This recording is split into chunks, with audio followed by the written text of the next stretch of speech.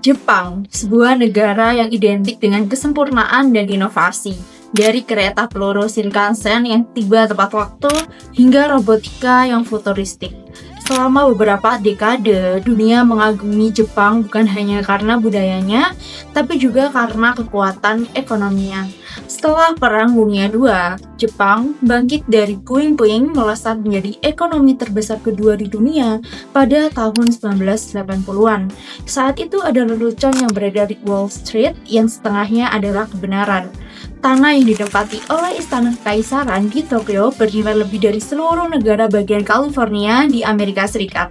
Bayangkan hanya beberapa kilometer persegi di pusat Tokyo bernilai lebih dari salah satu mesin ekonomi terbesar di dunia. Ini adalah cerminan dari kegilaan spekulasi properti dan saham yang terjadi di Jepang. Negara ini tampak tak terhentikan siap menguasai dunia. Namun kemudian mesin ajaib itu melambat, tidak ambruk, tapi juga tidak tumbuh seperti yang diharapkan. Para ekonom menyebutnya dekade yang hilang atau the lost decade. Mengapa keajaiban ekonomi itu terhenti? Bagaimana sebuah negara yang begitu disiplin dan inovatif bisa terperangkap dalam stagnasi yang berlangsung puluhan tahun? Dan bagaimana Jepang yang hari ini berjuang melawan populasi yang menyusut dan gunung utang masih bisa berdiri sebagai salah satu negara terkaya dan teraman di dunia? Inilah kisah tentang paradoks Jepang. Kisah ini adalah pelajaran penting bagi setiap negara tentang bahaya pertumbuhan yang tidak terkendali dan pentingnya sebuah kekuatan yang abadi, ketahanan. Halo semua, selamat datang kembali bersama aku, Balkis. Di video kali ini, kita akan membedah perjalanan ekonomi Jepang, mulai dari kebangkitan cepat pasca perang, puncak kejayaan industri pada era 80-an, hingga tantangan panjang seperti deflasi, utang publik, dan perubahan demografi. Kenapa ekonomi Jepang menarik untuk dibahas? Karena negara ini menyimpan salah satu transformasi ekonomi paling dramatis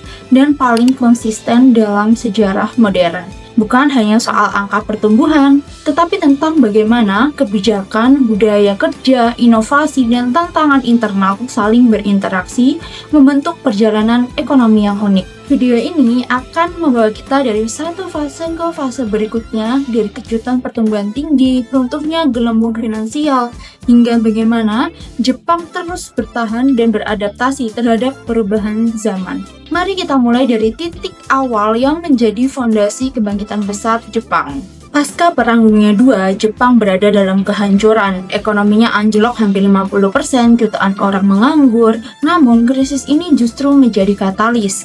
Dua faktor eksternal utama membantu kebangkitan awal. Satu, penduduk Amerika Serikat. Amerika Serikat di bawah Jenderal Douglas MacArthur membantu mereformasi dan membangun kembali industri Jepang untuk menjadikannya sekutu stabil melawan Uni Soviet. Dua, Perang Korea di tahun 1950 hingga 1953. Konflik ini memberikan dorongan tak terduga. Pasukan Amerika Serikat memborong pasokan dari Jepang, menyuntikkan dana dan pesanan militer dalam jumlah besar yang menghidupkan kembali pabrik-pabrik. Kekuatan terbesar Jepang datang dari etos kerjanya. Tenaga kerja Jepang legendaris karena disiplin dan komitmen terhadap kualitas. Kaizen, perbaikan berkelanjutan. Filosofi ini mengajarkan bahwa perbaikan kecil setiap hari akan menghasilkan keuntungan produktivitas yang masif. Pabrik-pabrik menjadi mesin efisiensi. Keiretsu, sistem di mana produsen bank dan perusahaan dagang bekerja sama erat. Ini memberi perusahaan keamanan finansial dan membebaskan mereka dari tekanan laba jangka pendek, memungkinkan mereka fokus pada inovasi jangka panjang dan penguasaan pasar global. Dengan kontrol kualitas yang ketat, bahkan lebih ketat daripada yang diajarkan konsultan Amerika seperti Edwards, produk Jepang menjadi sinonim dengan keandalan dan ketahanan. Pada tahun 1960-an dan 70-an, ekspor meledak. Toyota, Sony, dan Panasonic menjadi nama rumah tangga di seluruh dunia. Pertumbuhan PDB Jepang mencapai rata-rata 10% per tahun selama periode ini. Pada tahun 1980-an, Jepang telah menjadi adidaya ekonomi. Kesuksesan Jepang menciptakan masalah bagi Amerika Serikat yang menghadapi defisit perdagangan besar-besaran. Pada tahun 1985, Amerika Serikat, Jepang, Jerman Barat, Perancis, dan Inggris menandatangani Plaza Accord. Tujuan kesepakatan itu adalah melemahkan dolar Amerika Serikat dan yang krusial memperkuat yen Jepang. Yen yang kuat membuat ekspor Jepang menjadi lebih mahal di luar negeri, sementara impor ke Jepang menjadi lebih murah. Ini langsung menekan keuntungan perusahaan-perusahaan Jepang yang sangat bergantung pada ekspor. Untuk melawan tekanan yen yang kuat, Bank of Japan atau BOJ merespon dengan memotong suku bunga secara drastis. Kredit menjadi sangat murah dan bank mulai menawarkan pinjaman besar-besaran. Tujuannya adalah untuk merangsang investasi, tetapi yang terjadi adalah spekulasi masif. Uang mudah membanjiri pasar saham dan real estate. Harga properti di Tokyo, Osaka, dan kota-kota besar lainnya melambung ke tingkat yang tidak masuk akal. Pada puncaknya, di tahun 1989, nilai pasar saham dan real estate Jepang mencapai angka yang fantastis.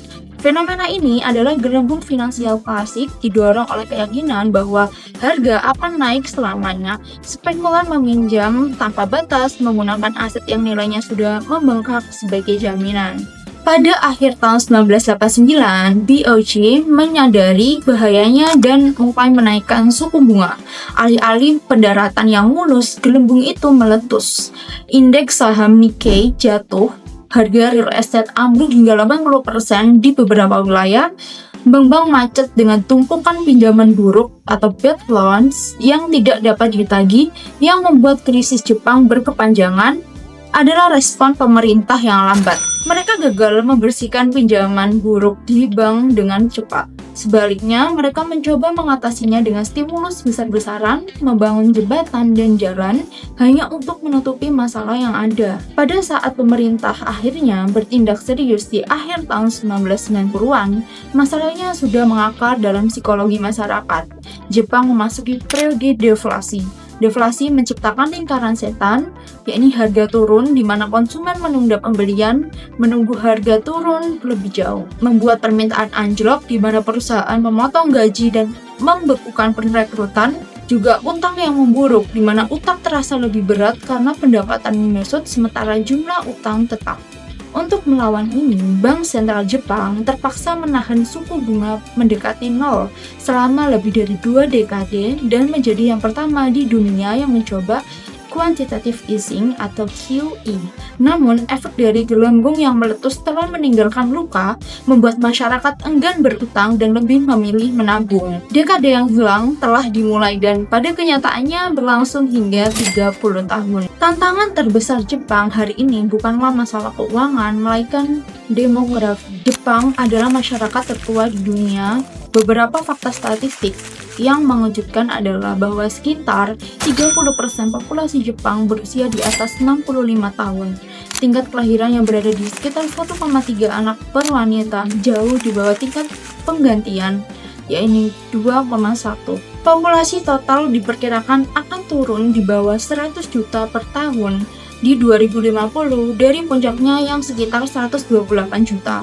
Kita bisa melihat piramida populasi Jepang yang terbalik yang menunjukkan bahwa basis usia muda yang mendukung masyarakat semakin kecil, sementara puncaknya populasi lansia yang membesar. Populasi yang menua menciptakan beban ekonomi yang sangat besar. Lebih sedikit pekerja muda yang berarti lebih sedikit pajak, sementara pengeluaran untuk pensiun dan perawatan kesehatan lansia yang terus meningkat. Ini adalah beban yang berat untuk ekonomi yang pertumbuhannya sudah stagnan. Masalah ini diperparah oleh budaya kerja Jepang yang intens, yakni budaya kerja lembur yang ekstrim, karosi atau kematian karena terlalu banyak bekerja yang membuat kaum muda itu enggan menikah dan memiliki anak. Kedua ada hikikomori. Ratusan ribu anak muda Jepang mengisolasi diri sepenuhnya dari masyarakat, menolak pekerjaan atau sekolah. Ada juga imigrasi yang ketat. Jepang sangat menghargai homogenitas sosial dan menolak imigrasi skala besar yang dapat mengisi kesenjangan tenaga kerja, meskipun belakangan ini mulai ada sedikit kelonggaran. Karena enggan membuka pintu imigrasi, Jepang terpaksa berinvestasi besar-besaran dalam solusi teknologi. Robotika, otomatisasi, dan kecerdasan buatan atau AI tidak hanya digunakan di pabrik mobil, tapi juga di panti jompo untuk membantu merawat lansia di perkebunan dan bahkan di toko. Jepang memimpin dunia dalam robotika, tetapi mesin hanya bisa menggantikan sebagian kecil dari peran manusia, terutama peran sebagai konsumen dan membayar pajak. Krisis demografi ini adalah bom waktu yang menentukan masa depan Jepang. Jika demografi adalah tekanan yang lambat, utang pemerintah adalah risiko finansial terbesar. Jepang memegang rekor dengan rasio utang pemerintah terhadap PDB tertinggi di dunia maju, mencapai lebih dari 250%. Utang ini menumpuk akibat paket stimulus yang berulang-ulang pasca gelembung, ditambah dengan biaya pensiun dan kesehatan yang terus meningkat untuk populasi yang menua. Namun, mengapa utang ini belum memicu krisis? Pertama, utang domestik. Hampir seluruh utang Jepang dipegang oleh warga negara, bank, dan institusi Jepang sendiri. Dengan kata lain, Jepang sebagian besar berutang pada dirinya sendiri. Ini mencegah kepanikan investor asing. 2. Suku bunga rendah. Suku bunga yang mendekati 0 selama puluhan tahun membuat biaya pembayaran bunga utang menjadi sangat murah. Namun, ini bukanlah tiket gratis. Jika suatu saat Bank Sentral Jepang terpaksa menaikkan suku bunga, biaya bunga utang akan meledak, membatasi kemampuan pemerintah untuk berinvestasi di masa depan. Utang ini adalah warisan berat bagi generasi muda Jepang.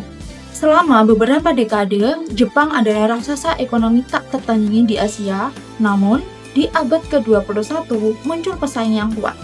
Pertama, China. Dengan reformasi agresif, China menjadi pabrik dunia.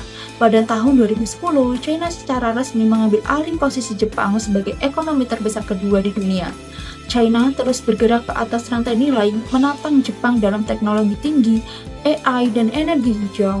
2. Korea Selatan. Korea Selatan juga muncul sebagai pesaing sengit. Merek seperti Samsung, Hyundai, dan LG mengambil alih pasar global yang pernah didominasi oleh perusahaan elektronik dan mobil Jepang. Jepang kini harus berjuang keras di sektor-sektor yang pernah didominasinya, seperti semikonduktor, robotika, dan otomotif. Ini menunjukkan betapa cepatnya lanskap ekonomi global dapat bergeser. Setelah semua masalah yang dibahas, stagnasi 30 tahun, populasi menua, utang masif, dan persaingan ketat, Jepang tetap menjadi salah satu negara paling sukses di dunia. Ini adalah paradoksnya. Jepang memilih stabilitas di atas pertumbuhan yang sembrono. 1. Inovasi yang fokus.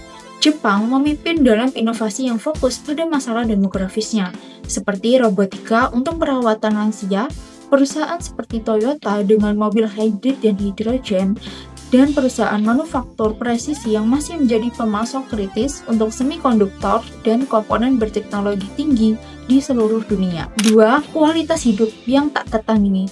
Kualitas hidup harian di Jepang tetap sangat tinggi. Kota-kota yang bersih, transportasi yang sangat efisien, sistem kesehatan universal, dan tingkat kesejahteraan yang sangat rendah. Jepang secara konsisten berada di antara negara yang teraman di dunia. 3. Soft power. Pengaruh Jepang jauh melampaui PDB. Budayanya mulai dari anime hingga masakan sushi dan ramen telah menaklukkan dunia. Jepang memegang kekuatan lunak yang luar biasa. Kisah Jepang adalah pelajaran mendalam bagi kita semua, peringatan bahwa keajaiban ekonomi tidak berlangsung selamanya. Waspadalah terhadap hutang yang menumpuk diam-diam dan jangan pernah mengabaikan demografi. Inspirasi karena setelah menghadapi krisis terburuk di abad ke-20 dan stagnasi terpanjang di abad ke-21, Jepang tidak ambruk.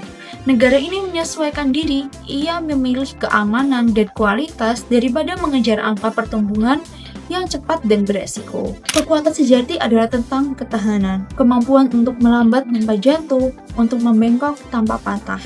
Jepang mungkin sedang bergerak dalam gerakan lambat, tetapi ia memegang teguh pada fondasinya, disiplin, inovasi, dan kualitas hidup. Mungkin Jepang tidak terjebak di masa lalu, melainkan sedang menjalani masa depan yang harus dijangkau oleh negara-negara lain. Sebuah ekonomi pasca pertumbuhan di mana tujuan utamanya adalah untuk menjaga kualitas dan stabilitas, bukan hanya mengejar pertumbuhan tanpa akhir. Itulah paradoks Jepang, yang mengajarkan dunia bahwa kekayaan tidak hanya diukur dari PDB, tetapi dari ketahanan, keamanan, dan rasa hormat yang abadi. Jika video ini bermanfaat, silakan dukung dengan cara like dan subscribe ya. Terima kasih sudah menonton. Semoga penjelasan ini membantu siapapun yang ingin memahami dunia ekonomi dengan lebih sederhana dan mendalam. Sampai jumpa di video berikutnya.